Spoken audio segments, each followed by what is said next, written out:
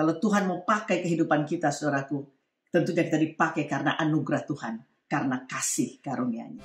Hari ini ku bersyukur merasakan kasih setiamu.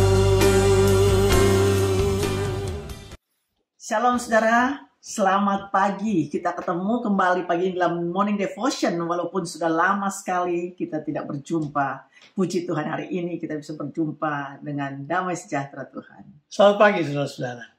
Shalom. Saudaraku yang dikasih Tuhan, kita akan memulai Morning Devotion kali ini dengan Injil Matius. Kita akan baca Matius pasal yang pertama ayat 1 sampai 17. Demikian firman Tuhan. Inilah silsilah Yesus Kristus, anak Daud, anak Abraham. Abraham memperanakan Ishak, Ishak memperanakan Yakub, Yakub memperanakan Yehuda dan saudara-saudaranya. Yehuda memperanakan Peres dan Zerah dari Tamar. Peres memperanakan Hesron, Hesron memperanakan Ram, Ram memperanakan Aminadab, Aminadab memperanakan Nahason, Nahason memperanakan Salmon, Salmon memperanakan Boas dari Rahab, Boas memperanakan Obed dari Rut, Obed memperanakan Isai, Isai memperanakan Raja Daud, Daud memperanakan Salomo dari istri Uria.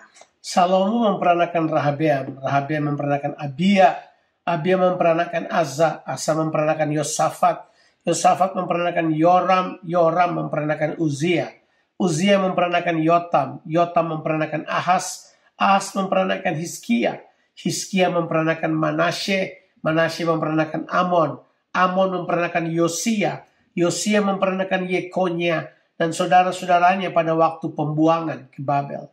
Sesudah pembuangan ke Babel, Yekonia memperanakan Zieltiel, Zieltiel memperanakan Zerubabel, Zerubabel memperanakan Abihud, Abihud memperanakan Eliakim, Eliakim memperanakan Azor, Azor memperanakan Zadok, Zadok memperanakan Akim, Akim memperanakan Eliud, Eliud memperanakan Eleazar, Eleazar memperanakan Matan, Matan memperanakan Yakub, Yakub memperanakan Yusuf suami Maria yang melahirkan Yesus yang disebut Kristus. Jadi seluruhnya ada 14 keturunan dari Abraham sampai Daud.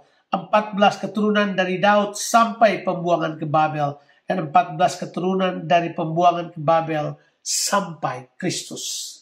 Saudaraku, Injil Matius adalah Injil yang memulai perjanjian baru. Sekalipun saudara tidak ditulis bahwa Matius adalah penulisnya. Tetapi tradisi menyatakan bahwa jemaat mula-mula selalu menghubungkan Injil Matius dengan Matius yang menulis Injil ini. Matius ini adalah rasul Tuhan Yesus Kristus yang dulunya dia adalah seorang pemungut cukai.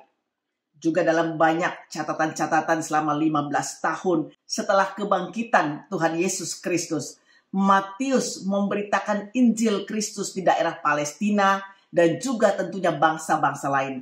Diperkirakan Injil Matius ini ditulis di bawah tahun 70, saudara. Jadi sekitar tahun 60 sampai tahun 65. Tujuan penulisan dari Injil Matius ini oleh Matius ditujukan kepada orang-orang Yahudi. Itulah sebabnya di dalam tema utama dari Injil Matius ini adalah Injil Kerajaan Allah yang memberitakan tentang kedatangan Yesus sebagai Raja yang dinantikan oleh orang Israel.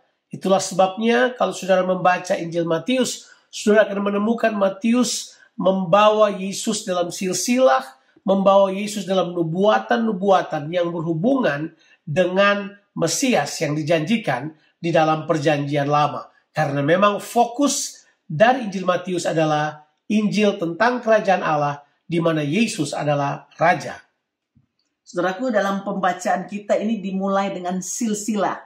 Matius ingin menunjukkan bahwa Tuhan Yesus adalah Mesias atau Tuhan Yesus adalah Raja dalam hubungannya dengan perjanjian dan juga janji Tuhan yang tentunya dari Abraham, dari Daud juga. Ya, kenapa saudaraku dimulai dengan silsilah? Karena seorang raja itu perlu silsilah. Itulah yang pertama-tama disampaikan oleh Matius, yaitu apa yang ingin sebenarnya diketahui oleh orang Yahudi berhubungan dengan hak kelahiran daripada Tuhan Yesus Kristus yang harus berhubungan dengan garis keturunan Mesias atau Raja. Itulah sebabnya Matius menyediakan silsilah bahwa Tuhan Yesus ada dalam garis keturunan Abraham dan juga garis keturunan Daud.